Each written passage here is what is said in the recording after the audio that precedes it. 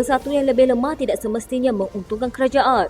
Sebaliknya, kata pakar sains politik Wong Chin Huat, ia boleh melonjakkan pengaruh PAS dalam Perikatan Nasional. Katanya, jika kamu biar pembangkang lapar, hanya golongan taksub akan kekal. Ini kerana golongan ini didukung oleh ideologi dan kita akan mendapat pembangkang yang paling teruk.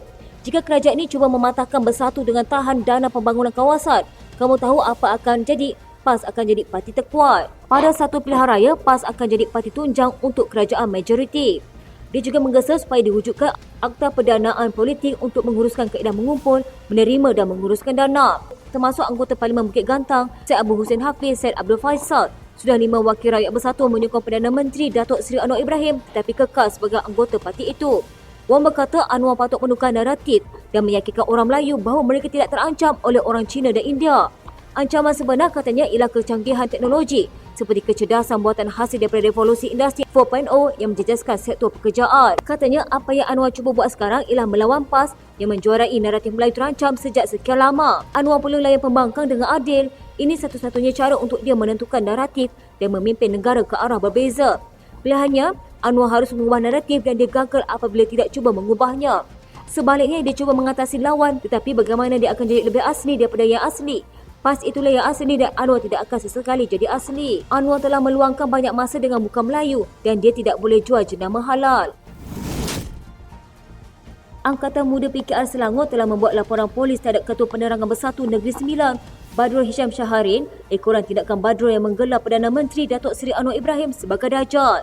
Kumpulan AMK PKR Selangor diketuai oleh Timbalan Skuad dan Mobilisasi AMK Selangor Firdaus Abdul Samad. Katanya, saya percaya bahawa kenyataan yang dikeluarkan oleh individu tersebut mampu mendatangkan mudarat awam di samping mempunyai elemen jenayah yang bersifat menghina dan memfitnah serta mampu mendatangkan kebencian atau penghinaan bagi pembangkit rasa tidak setia terhadap kerajaan terutamanya terhadap Perdana Menteri Malaysia Datuk Seri Anwar Ibrahim. Kenyataan individu tersebut juga boleh menimbulkan suasana tidak harmonik, perpecahan serta perasaan pemusuhan, saling membenci yang jelas berniat jahat dan mampu menggugat keharmonian dan perpaduan rakyat. Tindakan Firdaus ini adalah selaras dengan seruan Ketua AMK Adam Adli yang menyeru sayap yang diketuainya itu membuat laporan polis di seluruh negara terhadap Badrul yang lebih dikenali sebagai Cikgu Bad.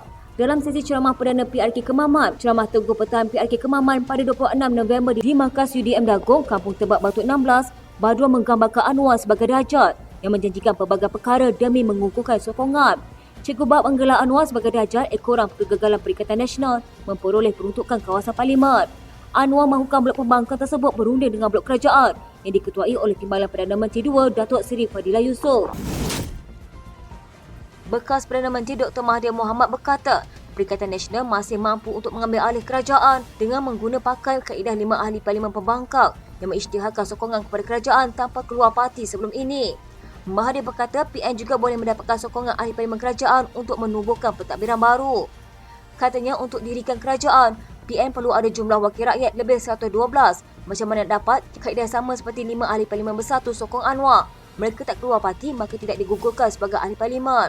Kalau ada ahli Parlimen tak suka kerajaan, katakan dalam 30 orang daripada UMNO, Amanah dan PKR tolak Anwar, ia boleh membawa kepada kejatuhan Anwar sebagai Perdana Menteri. Dengan itu, parti lain termasuk PN boleh pilih orang lain sebagai Perdana Menteri seperti ketika Muhyiddin Yassin dijatuhkan selepas 15 ahli Parlimen UMNO menarik balik sokongan. Seterusnya Ismail Sabri jadi Perdana Menteri. Perkara ini boleh diulang sekarang. Ahli Parlimen Bukit Gantang, Syed Abu Hussein Hafiz, Syed Abdul Faisal menjadi Wakil Rakyat Bersatu kelima yang menukar sokongan kepada Anwar. Dia menyusuli Iskandar Zulkarnain Abdul Khalid Kuala Kangsar, Muhammad Azizi Abu Naim Gua Musang, Zahari Kecik Jeli dan Suhaili Abdul Rahman Labuan. Dengan ikhlas sokongan mereka, Anwar kini mempunyai sokongan 152 ahli Parlimen. Bagaimanapun, ini tidak dapat dibuktikan sehingga pengundian blok berlangsung di Dewan Rakyat. Mengulas ulang tahun pertama pentadbiran Anwar, Mahathir mendakwa dasar kerajaan hari ini tidak memihak kepada orang Melayu kerana Anwar bergantung kepada sokongan bukan Melayu. Katanya Anwar bergantung amat sangat kepada sokongan bukan Melayu. Kalau tak ada sokongan bukan Melayu, dia akan jatuh. DAP mempunyai 40 kerusi. Dalam PKR ramai bukan Melayu. Jadi dasar Anwar tidak memihak kepada UMNO dan orang Melayu. Bila DAP kata negara kita bukan negara orang Melayu tetapi milik pelbagai kaum, Anwar setuju. Untuk rekod, pandangan itu berbeza dengan apa yang disuarakan beberapa penganalisis politik sebelum ini, antaranya Wong Chin Huat yang berpandangan Anwar pada masa ini cuba melawan pembangkang untuk menjuarai naratif Melayu. Katanya sebaliknya dia cuba mengatasi lawan, tetapi bagaimana dia akan menjadi lebih asli daripada yang asli. PAS itulah yang asli dan Anwar tidak akan sesekali jadi asli. Presiden Bersatu Tan Sri Muhyiddin Yassin mempermainkan pelbagai helah bagi membenarkan pusingan yang dilakukan termasuk menggunakan nama isterinya, kata pengerusi DAP Lim Guan Eng. Ini selepas Muhyiddin menarik balik keputusannya untuk tidak bertanding jawatan Presiden Bersatu tahun depan. Katanya sebagai pemimpin, kita buat keputusan dan ambil tanggungjawab terhadap keputusan. Kalau nak buat pusingan you sekalipun, belilah sebab yang benar-benar munasabah. Tapi jangan salahkan isteri pula. Pemimpin perlu tegas apabila pemimpin memberikan kenyataan berpusing-pusing seperti ini, bukanlah kualiti seorang pemimpin yang berwibawa. Ahli Parlimen Bagan itu memetik nama bapanya, Lim Kit Siang, berkata veteran DAP itu berpegang pada pendirian setelah membuat pengumuman mahu bersara. Kemudian mungkin boleh mempermainkan ahli-ahli bersatu, tetapi jangan memperolok-olokkan rakyat Malaysia. Kita perlu pemimpin yang berpegang pada kata-kata. Kualiti pemimpin seperti ini sangat diperlukan untuk membawa kemajuan dan kemakmuran negara.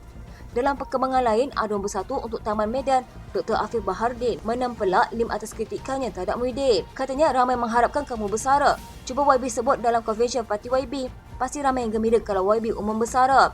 Kami di Bersatu mahukan TSMY untuk terus memimpin. Kemudian pada 24 November lalu mengejutkan perwakilan dan pemerhati Perhimpunan Agung Tahunan Bersatu apabila mengumumkan tidak mahu mempertahankan jawatan presiden dalam pemilihan parti akan datang. Bagaimanapun sehari kemudian dia mengubah keputusan tersebut. Ahli Parlimen Pagut itu berkata, dia membuat keputusan tersebut berikutan permintaan isterinya, Noraini Abdul Rahman, agar dia memegang jawatan presiden itu sekurang-kurangnya 1 penggal lagi. Katanya, isteri saya kata kekal 1 penggal lagi. Saya kata okey, saya akan kekal buat penggal terakhir. Menjelaskan lanjut, dia menegaskan isu berkenaan hasratnya untuk tidak mempertahankan jawatan Presiden Bersatu serta kegamatan yang tercetus susulan bukan drama atau gimmick semata-mata. Ahli Parlimen DAP mencadangkan supaya PAS menjual semua 14 kereta mewah Mercedes-Benz milik Kerajaan Negeri Kelantan sebagai langkah memboikot Israel dan membeli jenama kereta tempatan Proton. Chong Zimin, Pakatan Harapan Kampar berkata, isu pemboikotan penggunaan kereta mewah itu akan selesai ketika Ahli Parlimen Pasir Mas Ahmad Fadli Syahri memberitahu tidak semua perkara boleh diboikot hanya kerana ada syarikat memihak kepada Israel. Katanya, saya mahu beri jalan penyelesaian. Esok jual semua 14 Mercedes-Benz, beli kereta Proton. Siap, cerita habis. Ada yang kata boikot itu kalau sudah beli, pakai jangan buang. Tapi saya nak tanya Negeri Kelantan, Mercedes itu kena selenggara atau tidak? Kalau minyak hitam nak tukar alat ganti jika rosak, macam mana? Duit masuk Mercedes-Benz siapa bayar? PAS bayar. PAS bayar Mercedes-Benz kemudian bayar pada Israel. Itu secara tidak langsung duit itu pergi ke Israel. Jadi kalau nak boikot sepenuhnya, jangan pilih kasih. Beliau berkata demikian sebagai reaksi terhadap hujahan Ahmad Fadli Syahri.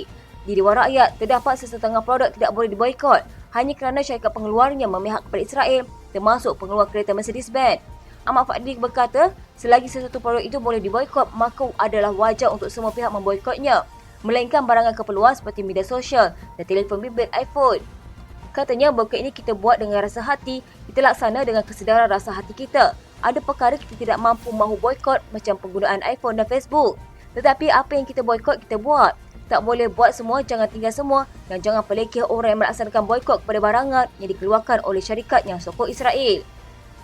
Zamin baru-baru ini menggesa pembangkang khususnya di Kelantan supaya tidak mengamalkan sikap pilih kasih dalam memboikot pihak yang menyokong Zionis Israel, termasuk tidak menggunakan kenderaan mewah Mercedes-Benz. Hal itu susulan Mercedes-Benz sebelum ini telah mendermakan wang sebanyak 1 juta euro kepada Israel. Beliau menyuruh pembangkang supaya memboikotkan semua perkara dan tidak tertumpu kepada produk-produk tertentu sahaja. Pada 16 Januari 2020, media melaporkan Kerajaan Negeri Kelantan mengakui membeli 14 kereta mewah Mercedes-Benz untuk kenderaan rasmi pimpinan Kerajaan Negeri, termasuk Menteri Besar dan Esko. Timbalan Menteri Besar Kelantan, Datuk Muhammad Amani Abdullah ketika itu berkata pembelian kenderaan itu dilakukan sejak 2018. Ahli Parlimen Bukit Gantang, Syed Abu Hussein Hafiz Syed Abu Faisal dari Bersatu mengumumkan sokongannya kepada Perdana Menteri Datuk Seri Anwar Ibrahim. Dia adalah Ahli Parlimen Bersatu kelima yang berpaling tada dan meluahkan taat setia kepada kerajaan. Syed Abu Hussein membuat pengumuman itu semasa mengemukakan soalan tambahan kepada Perdana Menteri ketika sesi waktu pertanyaan-pertanyaan menteri di Dewan Rakyat. Soalannya berhubung kesediaan Anwar untuk menyambut ahli-ahli parlimen yang mempunyai pengalaman, kepakaran dan kebolehan untuk membantu membangunkan rakyat sekaligus ekonomi negara. Katanya, saya sendiri bersedia untuk memberi dan membantu kerajaan mewujudkan masyarakat madani, menangani kenaikan harga barang dan kos sara hidup dengan mengambil ibrah Nabi Yusuf AS. Dengan ini, Bukit Gantang mengisytiharkan menyokong Yang Amat Berhormat Tan Bun sebagai Perdana Menteri ke-10 dan gagasan kerajaan madani. Sebelum melafazkan ikrar itu, Syed Abu Hussein menyampaikan ucapan panjang lebar mengenai kepentingan perpaduan kepada negara. Dia turut memuji Anwar dengan berkata, bahawa Perdana Menteri telah menunjukkan komitmennya ke arah menyatukan negara sejak Presiden PKR itu bertanding di kerusi Parlimen Perkhidmatan PAUH pada 1982 ketika Anwar masih bersama BN. Dalam ucapannya, Wakil Bersatu itu turut menyuruh bekas Perdana Menteri Muhyiddin Yassin Perikatan Nasional PAGO yang juga Presiden Bersatu dan Ismail Sabri Yaakob Barisan Nasional Beara untuk membantu Anwar. Syed Abu Hussein sebelum ini menyatakan kesediaannya untuk menyokong Kerajaan Madani pimpinan Anwar sekiranya Putrajaya dapat memperuntukkan dana yang mencukupi untuk kawasannya. Dengan ikhlas sokongan daripada 5 ahli Parlimen Bersatu itu, Anwar kini mempunyai sokongan 152 ahli Parlimen. Bagaimanapun, ini tidak dapat dibuktikan sehingga pengundian blok berlangsung di Dewan Rakyat. Sebelum ini, 4 ahli Parlimen Bersatu menyokong kerajaan ialah Iskandar Zulkarnain Abdul Khalid, Kuala Kangsar, Muhammad Azizi Abu Naim, Gua Musang, Zahri Kecik Jeli dan Suhaili Abdul Rahman, Labuan. DAP menyifatkan Perikatan Nasional semakin terdesak apabila parti itu mendedahkan masih berusaha untuk menarik sokongan UMNO. Setiausaha Agung DAP Anthony Loke berkata, tindakan itu juga menunjukkan parti gabungan itu mahu mengganggu gugat kestabilan negara yang sudah dicapai melalui kerajaan perpaduan. Katanya memang ini menunjukkan mereka terdesak, tak pernah berputus asa nak memporak-poranda dan mengkucak-kacirkan kestabilan politik.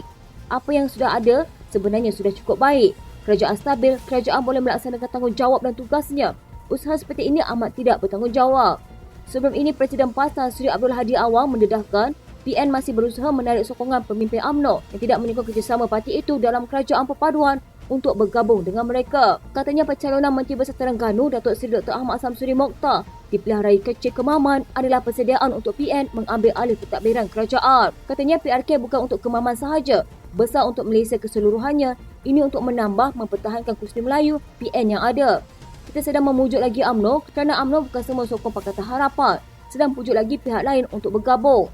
Dalam pada itu, Loke yang juga ahli Parlimen Seremban berkata, kita yang di-Pertuan Agong Al-Sultan Abdullah Riayatuddin Al-Mustafa Bilal Shah supaya semua pihak memastikan kerajaan stabil juga tidak dihiraukan PAS. Katanya sedangkan yang di-Pertuan Agong berkali-kali bertitah supaya pastikan kerajaan stabil dan tidak ada lagi kucak-kacir politik yang fokus bangunkan negara.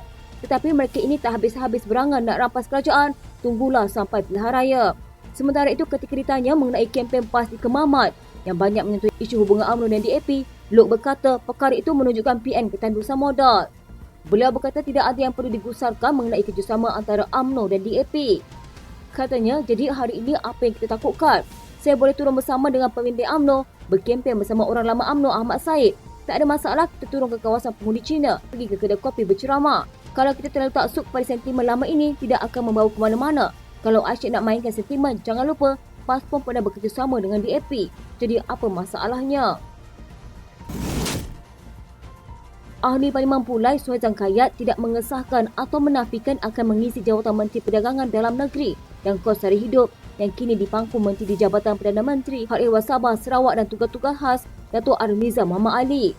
Beliau sebaliknya menyerahkan perkara itu kepada Perdana Menteri Datuk Seri Anwar Ibrahim untuk mengumumkannya. Suhaizan yang juga naib pengerusi Parti Amanah Negara Johor berkata, jawatan dalam KPDN itu perlu diisi segera berikutan isu kenaikan harga barang yang masih berlaku ketika ini. Katanya nama ini tidak bermakna kekosongan jawatan Menteri KPDN susulan naib Presiden Amanah Datuk Seri Salahuddin Ayub yang meninggal dunia seharusnya diberikan kepada parti itu. Dalam pembentukan kerajaan perpaduan pada November lalu, Perdana Menteri telah memperuntukkan kuota 2 jawatan menteri dan 2 jawatan timbalan menteri kepada pimpinan dari Amanah.